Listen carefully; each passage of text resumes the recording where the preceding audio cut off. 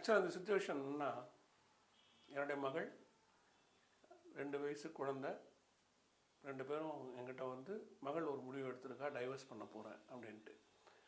அவள் டைவர்ஸ் பண்ணக்கூடாதுங்கிறத நான் சொல்லணும் அவளுக்கு. அதை எப்படி சொல்ல போகிறேங்கிறத ஆஸ் ஏ ரைட்டராக நானே ஒரு டைலாக் எழுதி, ஆஸ் ஏ ஆக்டராக அதே நான் உங்களுக்கு முன்னாடி பண்ணி காமிக்க போகிறேன்.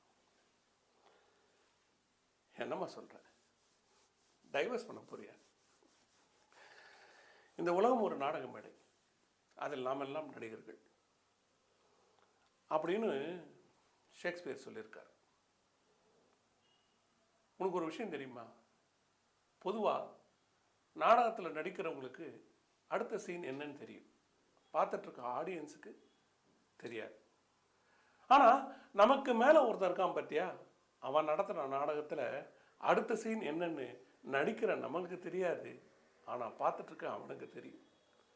2 வருஷத்துக்கு முன்னாடி அப்பா அவன் இல்லாமல் என்னால் உயிரோடு வாழவே முடியாதுன்னு சொன்ன நீ தான் இன்றைக்கி வந்து டைவர்ஸ் வேணும், அவனோட என்னால் வாழ முடியாதுன்னு சொல்கிறேன்.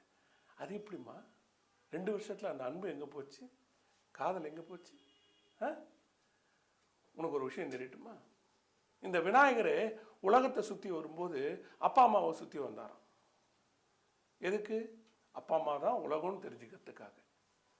உன்னுடைய குழந்தை நீங்கள் 2 பேரும் டைவர்ஸ் ஆனதுக்கப்புறம் யாரம்மா சுற்றி வரும்? அம்மாவையா இல்லை அப்பாவையா? எது அவனுடைய உலகம் சொல்லு?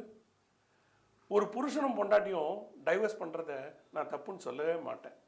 ஆனால் ஒரு அப்பாவும் அம்மாவும் டைவர்ஸ் பண்ணுறது தப்பு. உன்னுடைய முடிவை நீ